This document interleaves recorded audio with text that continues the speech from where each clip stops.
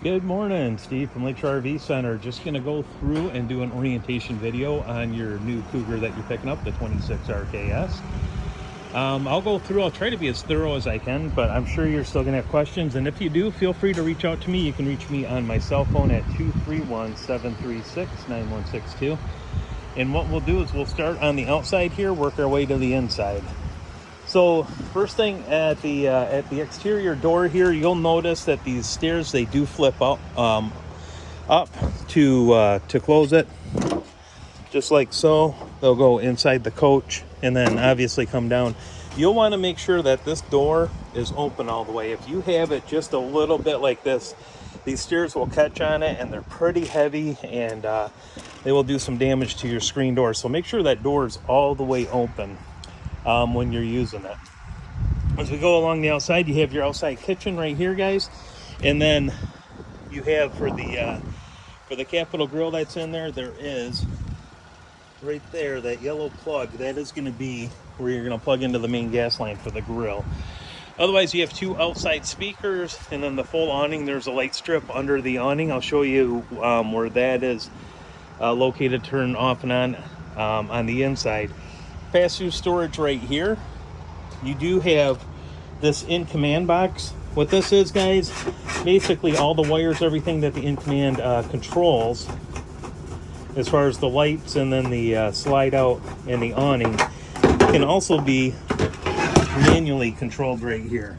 So if you see right here the motor switch, we put that on 2, and we want to bring, let's say, the awning in and out. That's how we would do that right there, okay? And then number 1 would be for the slide out. So that's how that's taken care of right there. If you need to manually override the in-command system on the inside, that's how you do it.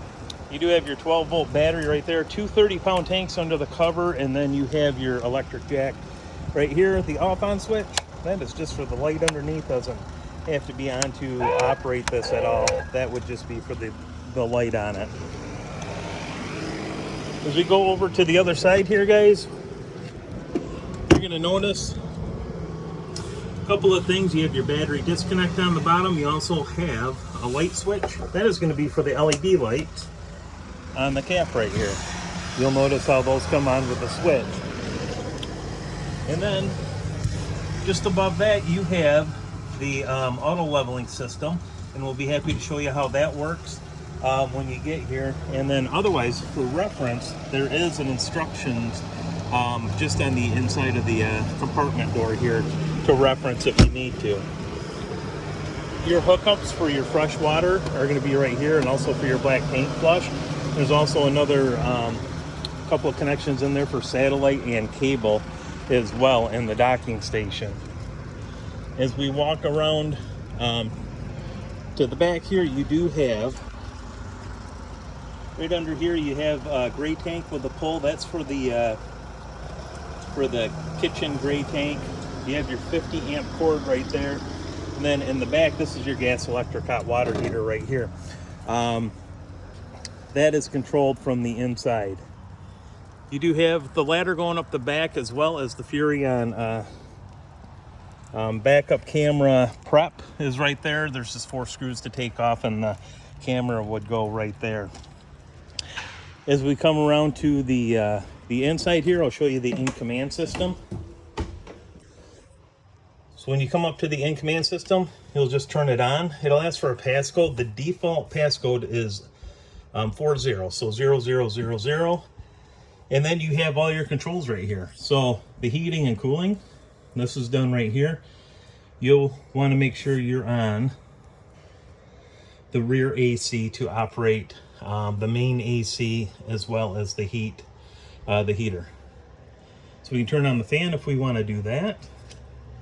Mode for cooling, you can see the temperature set at 87, so that's not going to go off. And then for the heat, same thing.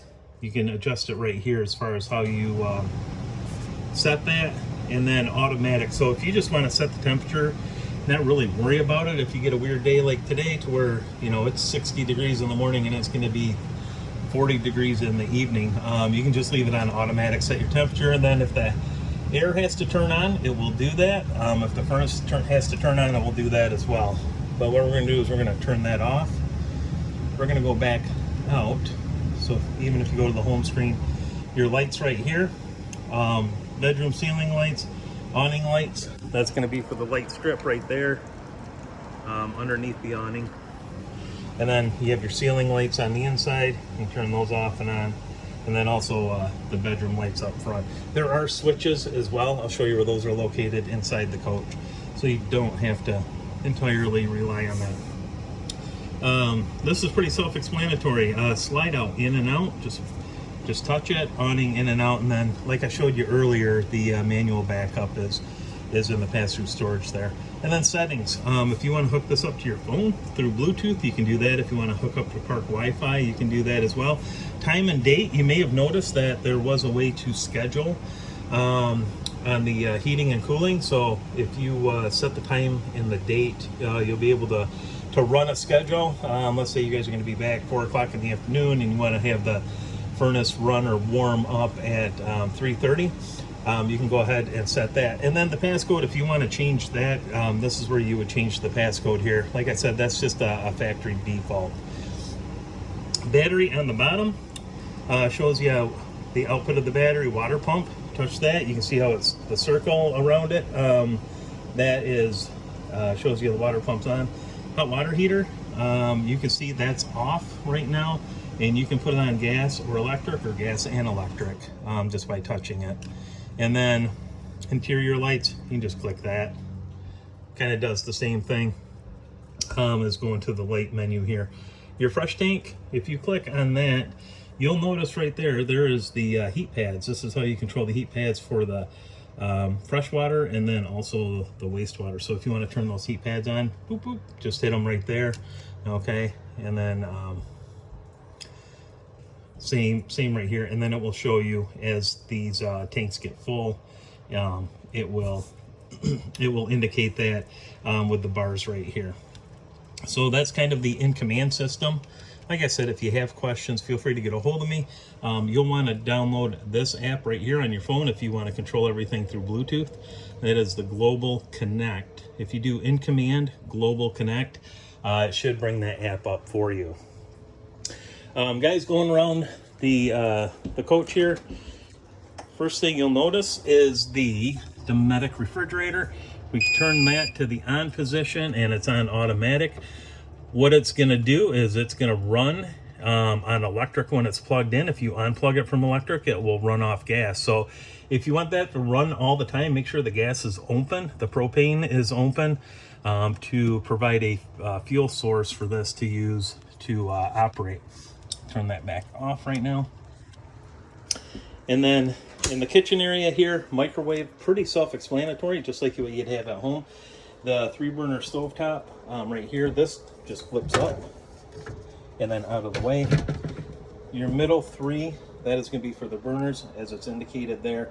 The end one here, this is the spark. I'm not sure if you can see that, but that's for the spark ignite, and then also for the oven. On the end, you can go ahead and set the temperatures and then spark ignite that too. This switch right here is just for some backlighting if you want that on. And then as we go around the camper here, guys, you have your theater seating on the inside here. This is where you'll pull it, and then over here to recline. And then if you want the lights on under it and the cup holder illuminated, you'll do that. This is for massage right here, and that is for heat. So you have the heated and massage theater seating in this on both sides. And turn that back off. And then you have your freestanding dinette right here, guys. This is in the travel position. You can see how these are locked down with the straps going down to the floor. Okay, so that's how you would stow these when you're in transport. Dimmer switch right here. This is for the slide out.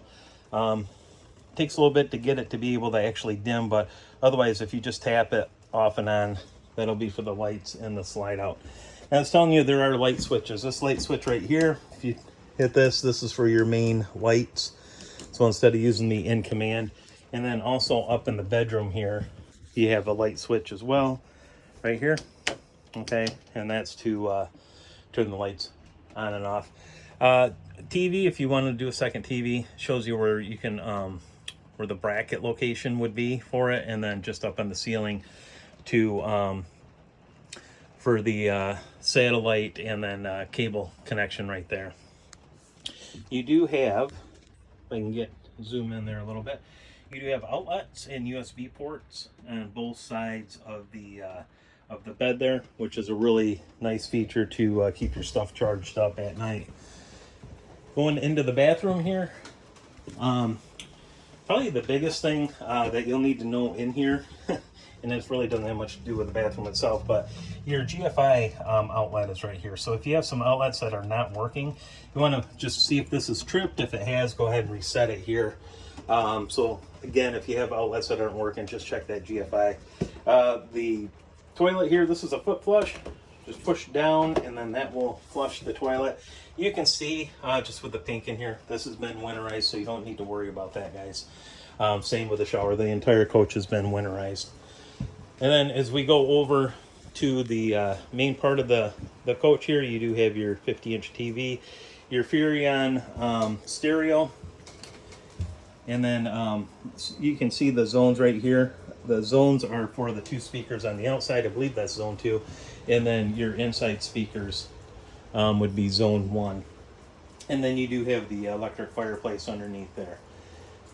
So as you guys are using this, like I said, use this video as a reference. If you have any questions that come up, feel free to get a hold of me. You can reach me direct at 231-736-9162, and I'd be more than happy to help you guys out. We certainly appreciate your business, and I hope you have many years of enjoyment and memories with this camper.